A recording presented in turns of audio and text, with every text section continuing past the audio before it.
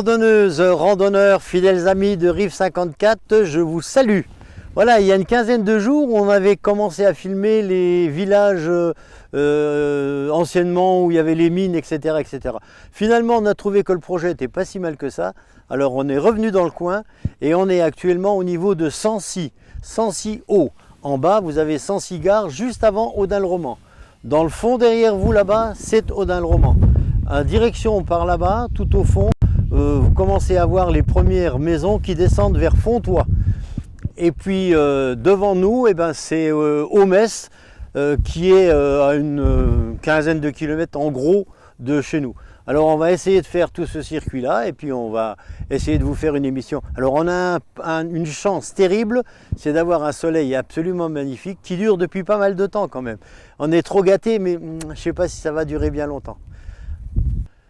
De Sancy-Haut, nous sommes maintenant descendus à Sancy-Bas. Il faut savoir que Sancy, à une époque, a fait partie de la fameuse mine de Trieux, où on est passé il y a une quinzaine de jours.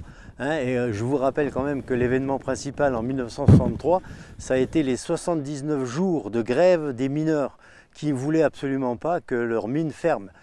Voilà, donc ça c'est Sancy-Haut et ici on est au niveau de Sancy-Bas. On va se diriger maintenant vers Audun-le-Roman en espérant encore voir d'autres vestiges du passé minier de ces endroits magnifiques.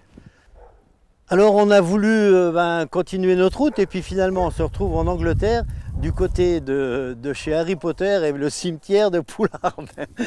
Non, mais regardez toutes ces vieilles tombes et toutes ces vieilles stèles qui datent, je crois qu'elles doivent être très âgées. On essaiera de déterminer à peu près l'âge d'une d'entre elles, mais c'est l'ancien cimetière de Sancy-Bas. Voilà, c'est incroyable. Hein. Attends, on va voir s'il y a des dates, hein. Bouge pas.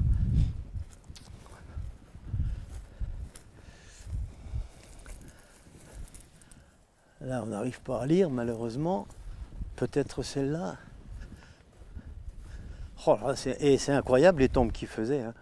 À la mémoire de Justin-Victorin, épouse décédée 1886, celle-là.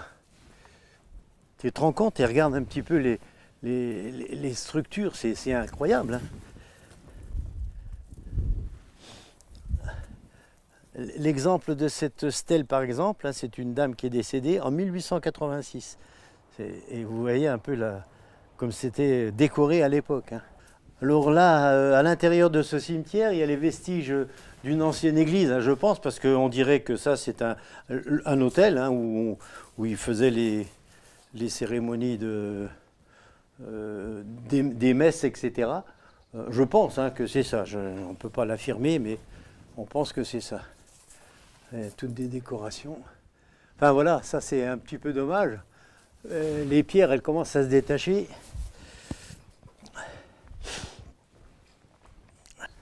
Alors là, encore une fois, un vestige des mines, hein, la gare de Sérouville. Bien sûr, tout est à l'abandon.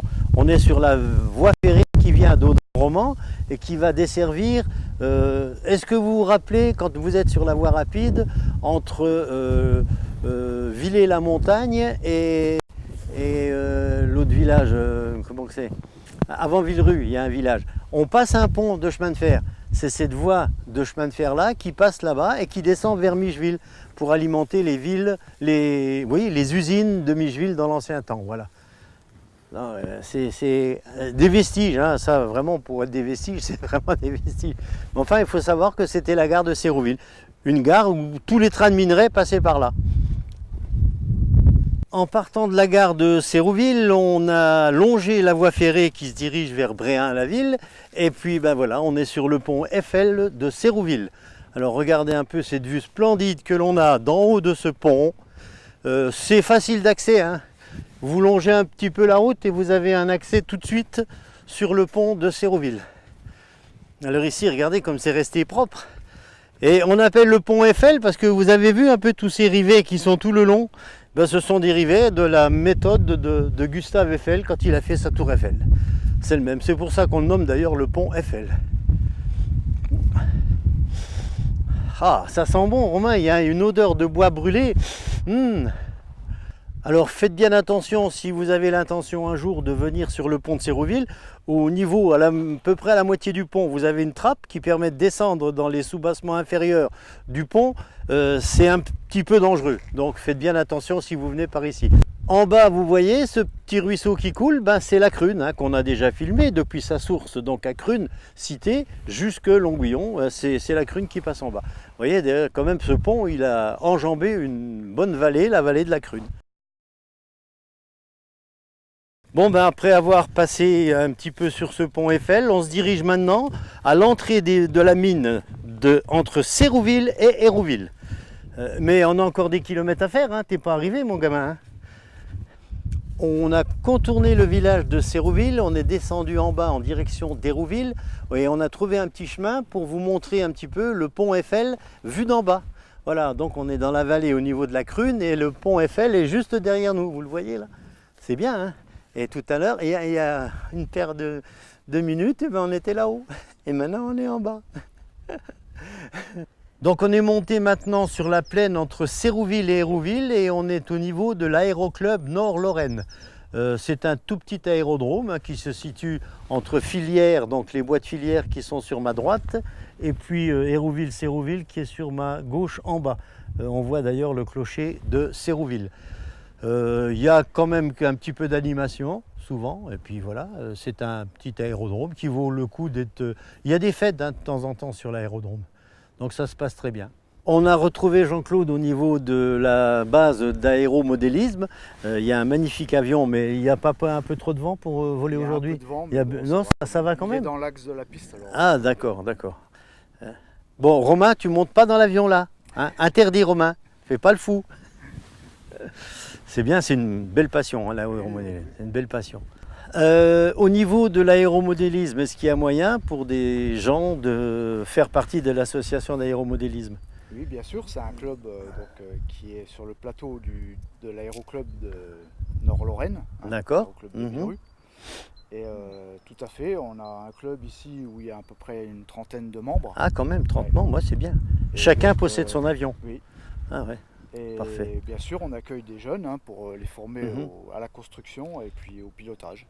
Très bien, merci beaucoup Jean-Claude. Je dis dans mon dos, donc l'aéroclub accueille également des stages en ULM pour les enfants. Enfin des stages, des baptêmes de l'air en ULM. Et les ULM, ils sont basés dans la grosse tortue là. D'accord, d'accord. Là, tu peux aller dans l'ULM, mais il faut 3 moteurs pour remonter. On est arrivé maintenant sur le carreau de la mine de Crune. Donc une mine très très importante également dans la région. Et un reste, mais c'est rare, hein, un reste de chevalement. Alors qu'est-ce qu'un chevalement? Le chevalement couvre un puits de mine. Ça sert à descendre les cages d'ascenseur, comme je l'ai déjà dit il y a une quinzaine de jours, les cages d'ascenseur et remonter les wagonnets de minerai. Alors c'est un des rares qui subsistent encore. Hein. Alors bien sûr le chevalement, il est entouré du carreau de la mine, pas avec des moteurs, des câbles qui descendent les cages d'ascenseur, etc., etc. Voilà. C'est à peu près tout ce qui reste de la brave mine de Crune, qui malheureusement, comme toutes les autres, ont fermé. Je répète, donc la dernière mine qui a été en service, c'était en 1986, c'est la mine de Tucnieux. C'est la dernière qui a fermé, et puis avec malheureusement l'arrêt total de l'extraction minière sur le bassin lorrain. Alors une dernière image de l'église de fer de Crune, hein, qu'on a déjà filmé pas mal de fois, mais enfin, elle est quand même dans un état très très potable et toujours malheureusement en vente. Elle n'a jamais été rachetée pour le moment. On espère qu'il y a quelqu'un qui la rachètera.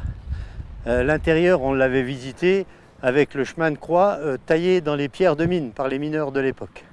On vient de vous faire voir donc ce que t'est un chevalement. Regardez derrière moi, c'est vraiment l'illustration parfaite de ce qu'était le chevalement. Vous voyez, les roues en haut, les câbles et les cages d'ascenseurs qui descendaient les mineurs dans le fond de la mine. On a parlé aussi il y a une quinzaine de jours, souvenez-vous, quand on était du côté de Mersilba-Bazaille, des mines pour percer, forer les plafonds. Vous voyez, regardez, c'est vraiment ce qu'on avait trouvé il y a une quinzaine de jours. 93 mineurs sont morts donc ici à Crune entre 1912 et 1975. Voilà, c'était l'époque de la mine.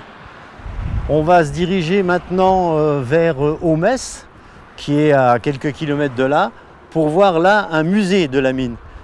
C'est là aussi qu'il y a un dernier chevalement qui reste en place, et c'est donc le musée de la mine de Haumesse, qui est couplé avec le musée de la mine de Neuchef près d'Hayange. On est arrivé au niveau de Haumesse et on est maintenant devant le musée des mines de fer de Lorraine, de la mine d'Haumesse. Alors les petits chevalements que l'on vous avait montrés sur Crune, regardez celui-là, il est absolument énorme. Avec les câbles qui vont dans la station ou avec les moteurs électriques qui tractaient les cages d'ascenseurs pour les mineurs et les cages de remontée des wagonnets de minerais, on va dire. Voilà, alors là vous avez un magnifique musée qui est ouvert à partir du 1er avril. L'Udelange est situé entre la commune de Haumesse et la commune de Havange, qui est un peu plus loin, avant de descendre à Fontoy, bien sûr, et plus loin. Alors ici, vous êtes en présence d'un téléphérique, voilà, qui supporte les petits wagonnets qui remplissaient de minerais par les mineurs. Voilà. J'espère que cette petite randonnée et puis cette découverte vous aura fait plaisir encore pour aujourd'hui. Avec un temps comme on a eu, c'est absolument merveilleux. Et je vous dis, randonneuses, randonneurs et chers amis de Rive 54, à la prochaine pour une prochaine émission.